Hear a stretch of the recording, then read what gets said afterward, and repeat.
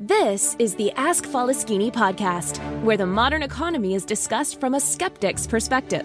Mr. Faleskini helps you distinguish what is sustainable in our economy and what isn't. Not everything that glitters is gold, and not all mud is dirty. The podcaster Mr. Faleskini provides no-nonsense advice. He had it all, lost it all, went bankrupt multiple times, and is now attempting to come back from zero with sustainable growth. There are numerous coaches and preachers on the internet that preach about positive thinking and how life is all roses if you just care to see it that way. Well, Mr. Faleskini is definitely not one of them. We recommend you ask Faleskini to keep it real. He discusses the darker side of the current economic reality, the side that's more important for your personal and business finance. His first intention is to help you keep what you already have. Not to be a complete party pooper, Mr. Faleskini will also hint at the earning opportunities in the economy today. In order to please the almighty algorithm, please like, share, and subscribe. And now it's time to start taking notes. The mic goes to the podcaster, the one and only Mr. Faleskini. Welcome to the Ask Faleskini podcast. This is special end of the year podcast for listeners on all platforms and viewers on YouTube. On the end of the interviews, I ask my guests, are there any special tips or tricks that they want to share with you? And today, I have no guest, so I will share my special trick on how to navigate the matrix. I know that escaping the matrix is getting more and more popular. Basically, there's a new wave. The first wave was when the movie Matrix came out. And now there are more and more content on the internet about how to escape the matrix. What I would like to talk to you about today is why you shouldn't escape the matrix and how you should turn the matrix into your favor. First, let me start with some theory. The most important part is that the matrix that everyone is talking about is not actually mathematical matrix. It's the matrix product. And part of the matrix product are individual matrices. So these matrices that are inside the matrix product, they all influence the final product. And the most important secret I would like to share is that you are one of the matrices. And that is extremely important to understand. And your business is another matrix. And all these matrices, they influence the combined product of a matrix. And your life is not a matrix. Your life is a matrix product. That is the most important revelation of this podcast. And in order to be as hands-on as possible, how you can influence the matrix and how you can turn it into your favor. Let's start with the matrix number one, and that is yourself. Yes, if we simplify the whole system, everything, one of the important part of the system is yourself. Because we are all living in a system, regardless if we want it or not, and if we want to escape it or not. Or the most important part is to be aware or self-aware, as they often put it, that we are part of the matrix. Even more, we are one of the matrix. Of course, that is a mathematical oversimplification. But nevertheless, it should help us explain how we can influence the matrix product. And let's start with all the variables or all the fields in the matrix. One of the most important fields in the matrix is our well-being. So our well-being is part of our wellness And part of our wellness is also our health. If we are not healthy, it's really hard to feel well. So, how can we influence our metrics? How can we influence the field that is all about our wellness? It's quite simple. We need to take care of our diet. We need to take care that our diet is built of natural, unprocessed food. So this is not something new that I'm talking about. There are many, many experts on the internet that you can search and check the diet. Of course, there are many different diets. So there's only one way. If you want to fine-tune your metrics, you have to try what works best for you. And I understand it's a trial and error. It's not one solution fits all. However, if you will start dieting, if you will try different diets, then you are on the way to make a long-lasting change. What is important also is regular exercise. Only fit body can accommodate healthy soul. And why is that so important? Because your decision-making process is also one field in your metrics. It's extremely important to understand that if you feel well, your decisions will be completely different. And based on your decisions, the results will be completely different. And what is important to understand, if you are one of the metrics, and there are other metrics that you don't have influence over, but only with what you can influence, your metrics product will change to the extent that you will have the life that you desire, the life that you're looking for, and the life that will be really fulfilling. I would also like you to understand that really important thing that does not cost anything, and it's in high demand. Even with all the apps that help you schedule time, is do not be late. Especially in virtual space, being late is something that negatively influences all the metrics. Why? Because all of us have slots of time that we intend to use for something. And if you don't match with someone in the metrics or wherever you want to call it in your scheduler, and you are late, or if you don't apologize or something like that, you will influence your metrics in a negative way. So the outcome will be worse than what you desire.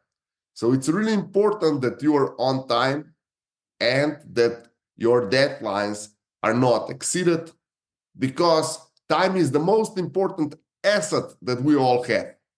And this stays the same within the metrics and also within the metrics product. Another really important place in your metrics are relationships. First, and the most important relationship that you want to work with is relationship with yourself.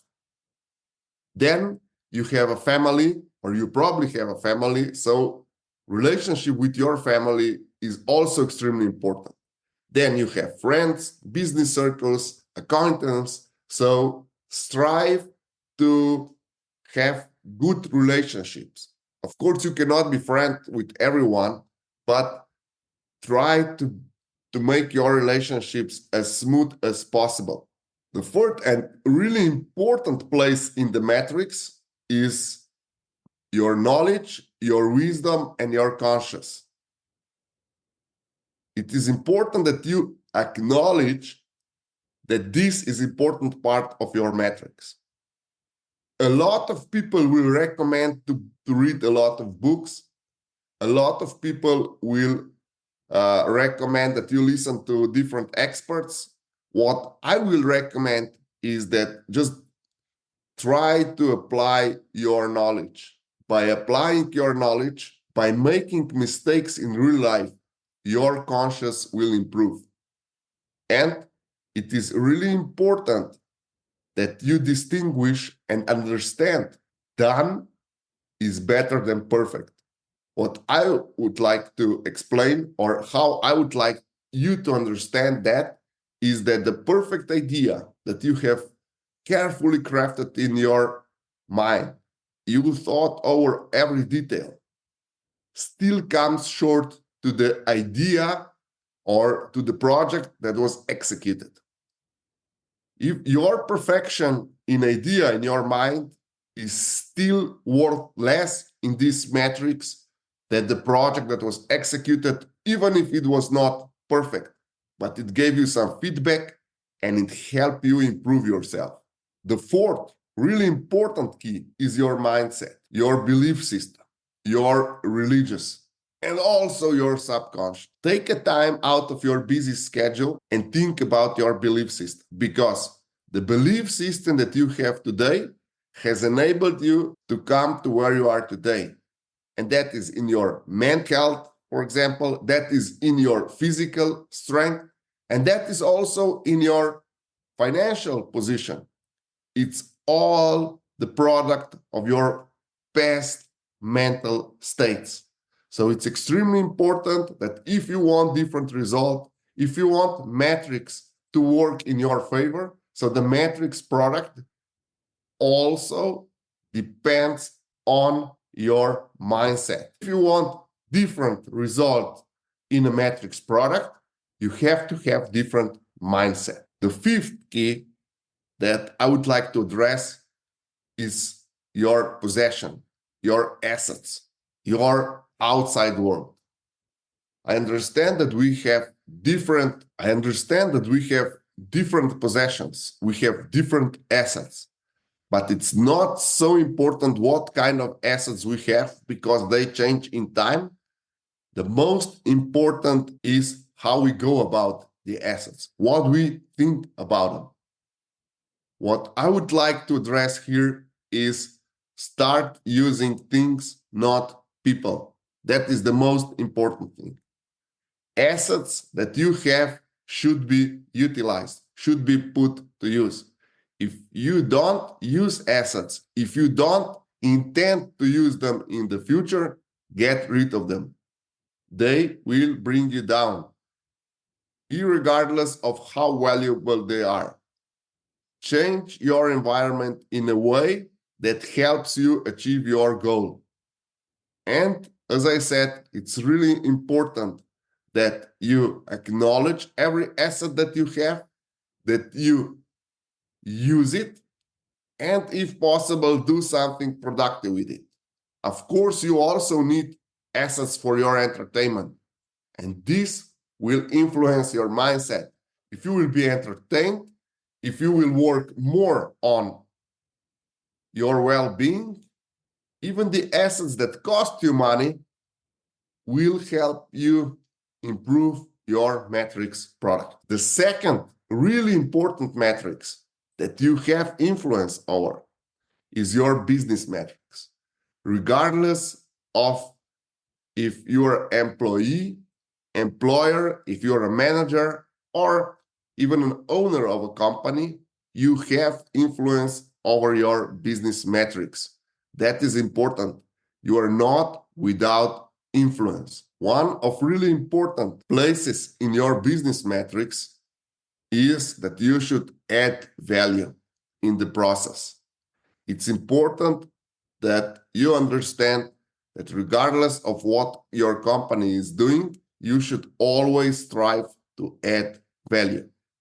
If you don't agree or align with your company's value, either sell a company if you are the owner, if you are an employer, start looking for a new opportunity. It's important that you add value and that this value is recognized by your outer environment. It's really important that you practice what you preach. A lot of people these days preach something and company, they claim that they stand for something, but their action speaks completely different language. This sends shockwaves through metrics. It's important to understand if you don't practice what you preach, you're not aligned with your mission, and that always sends negative shockwaves through your metrics. Or if I simplify it, that will not, in the long term, help you achieve the results that you want. Because we are in an environment where there's so much waste. There's a lot of waste of money, a lot of waste of materials, a lot of waste of relationships. Strive to minimize your waste. Of course, you cannot completely avoid the waste, but if you strive to minimize it, this will have a huge positive impact on your metrics product. And don't forget, some man's trash is another man's treasure. It's important when you see that you're wasting something, just have someone else look at it. Maybe they can find treasure. When you're doing business, you're always doing business with people. Even if more and more experts are claiming that now AI will take over and the machines will take over, but business is all about people. On the lowest level, the business is always exchange of energy, exchange of goods, exchange of services. It's important that you recognize this. Extremely important in business, and I believe also in life, that you communicate. There are so many good advices on the internet that will help you communicate. The biggest setback in business is often lack of communication. Either you don't have direct info from your clients, either you don't have direct info from your suppliers, either you don't have direct info from your employees, either you don't have direct info from your superior. Whenever there's a communication problem, there's a business problem. It's always the lack of communication always results in lack of business. Take care of communication. Learn how to communicate. Of course, if you are working for someone, you will not have a lot of influence on how communication is structured in your company. However, you will understand how you can improve it. It's also important that you communicate in a way that benefits you and the whole organization where you work. I would also say that part of communication are also interfaces and processes. So whenever you can, try to improve the process. If you cannot improve it right away, write down your ideas. The processes also change when the tools change. So when people change, when tools change, and of course, when the products change, the processes need to change. The part of the business metrics that might influence your business outcomes and your life outcomes most are coaches and consultants. You don't need to learn only on your mistakes. Of course, your business is specific, but many things in your business are not specific to your business. And there are people that specialize in helping you avoiding the mistakes that will slow you down. These people are called coaches and consultants. Both of them are a gamble. But if you have stamina to persevere, to get the coach you need, or to get the consultant that you need, you will 10x your growth easily because you will avoid costly mistakes. Of course, there are many more places in the business metrics. I would like to address one more before I continue, and that are payments. It's important to understand that payments are where the metrics has the biggest glitch for you. And that is, if you accept advance payments, you will never have liquidity problem. If you understand that small businesses, they need liquidity, try to pay every product, physical product, in advance. If you understand that service businesses also need liquidity. Try to pay as soon as service is finished. Don't let them wait for 30 days, for 60 days, for 90 days. Pay small businesses in 8 days. I believe that is one of the most important advice, how you can turn your business metrics in your favor and how your business can most positively influences your environment. Bible teaches us that abundance will be given to those who practices faith.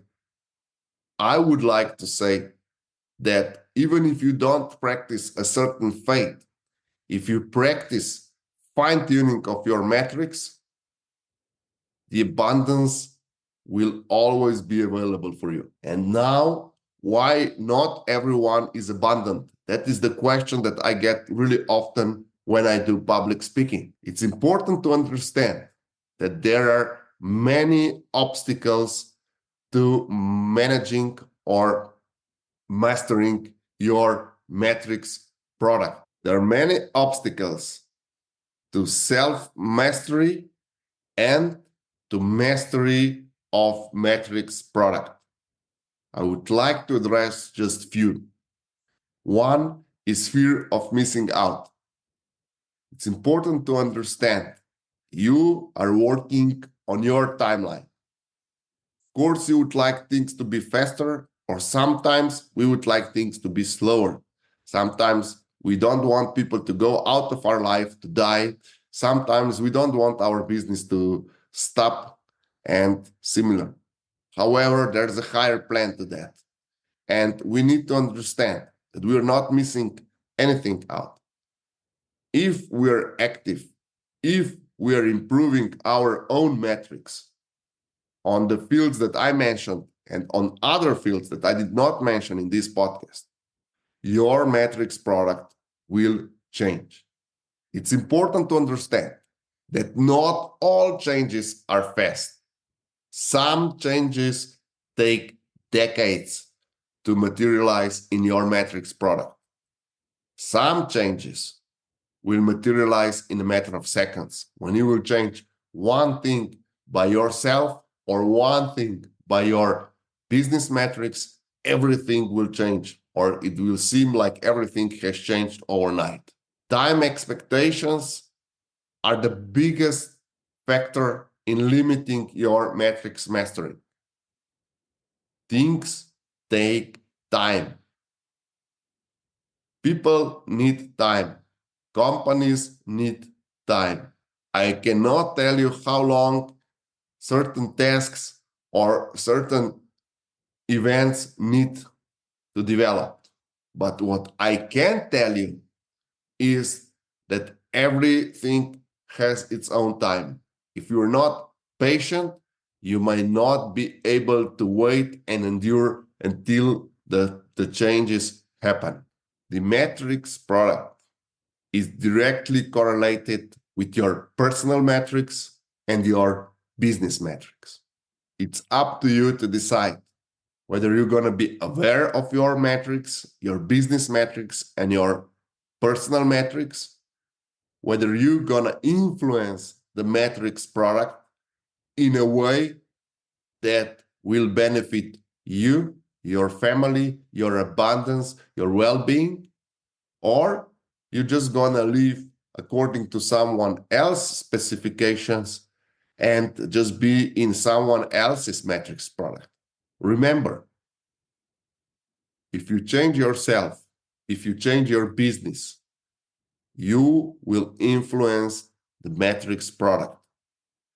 If you change it in a way that is more towards your needs, also the metrics product will shift more towards your needs. Remember, there are many other metrics that you have influence over. This episode I dedicated to your personal and to your business metrics.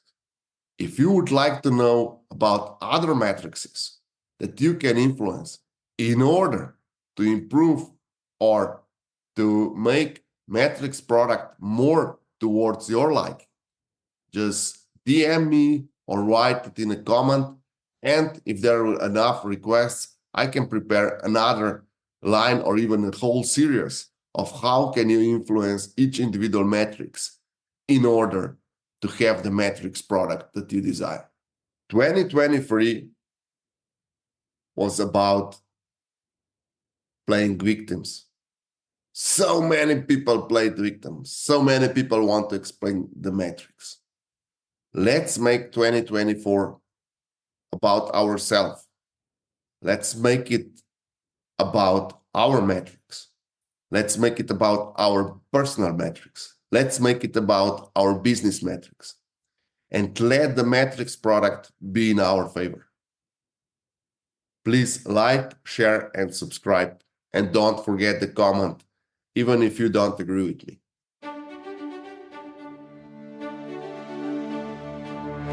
Thank you, Mr. Faleskini, for this outstanding podcast. And thank you for listening to the Ask Faleskini podcast until the end. Mr. Faleskini would love to hear your feedback in the comments. And don't forget, if you want to know, ask Faleskini or listen to the Ask Faleskini podcast. In order to please the almighty algorithm, please don't forget to like, share, and subscribe.